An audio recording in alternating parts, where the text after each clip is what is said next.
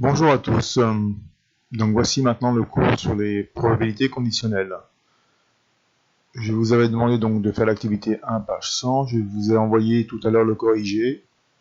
Donc regardez-le bien avant de continuer le cours. Alors maintenant je vais définir ce que c'est qu'une probabilité conditionnelle. Donc on l'a vu dans l'activité. La définition est la suivante. On considère donc une loi de probabilité définie sur un ensemble oméga. Oméga, je rappelle que c'est l'ensemble des résultats possibles d'une expérience aléatoire. Et on considère deux événements A et B tels que la probabilité de A soit différente de 0. Alors tout ça c'est une condition pour que on puisse diviser ici par P de A. Alors la définition la voici d'une probabilité conditionnelle. La probabilité de l'événement B sachant A est notée donc P de B avec A ici en dessous de la ligne en indice. Elle se lit d'ailleurs P de B sachant A. Et donc elle est définie par l'égalité suivante. P de B sachant A est égal à P de A inter B divisé par P de A. Alors souvent en probabilité on utilise ce qu'on appelle un arbre pondéré, c'est-à-dire que c'est un arbre sur lequel on indique des probabilités. Donc ici sur cette branche là, on indique la probabilité de A.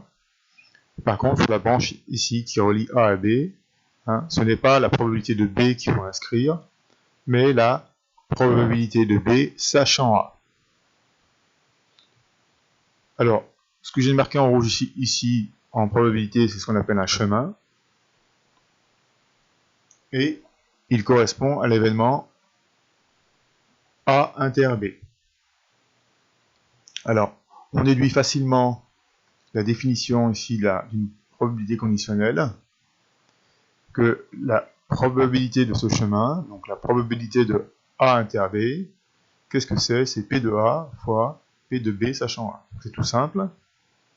Une fois qu'on a fait l'arbre de probabilité, on indique sur chaque branche les probabilités qui correspondent. Et ce qu'il faut retenir, au final, c'est que, d'une part, ce chemin A suivi de B correspond à l'événement A inter B, et d'autre part, sa probabilité du chemin A suivi de B, c'est le produit des probabilités qui figurent sur les branches. Bien. Une petite remarque concernant la formule qu'on a vue ici. Bon, on peut définir de la même façon P de A sachant B, ce coup-là. Alors la différence, c'est que au lieu de diviser par ici par P de A, il faut diviser par P de B. La formule est identique sinon. Un exemple pour finir la définition.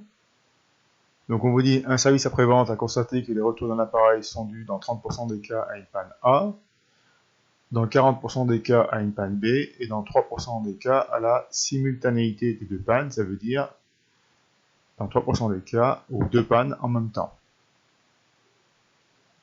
Ensuite on vous dit, un appareil choisi au hasard présente la panne A, et on cherche la probabilité pour qu'il ait aussi la panne B. Donc ici, on sait que l'appareil a la panne A, et ce qu'on cherche donc c'est P de B sachant A, c'est-à-dire la probabilité qu'il ait la panne B, sachant qu'il a déjà la panne A. Donc on applique la définition, c'est P de A inter B sur P de A. Et ici, on sait que dans 3% des cas, l'appareil a les deux pannes. Donc P de A inter B, c'est 3%, c'est-à-dire 0,03. P de A est donné dans l'énoncé, puisque c'est 30% des cas, l'appareil a une panne A. Et donc on obtient donc 0,03 sur 0,3, et on trouve donc 0,1.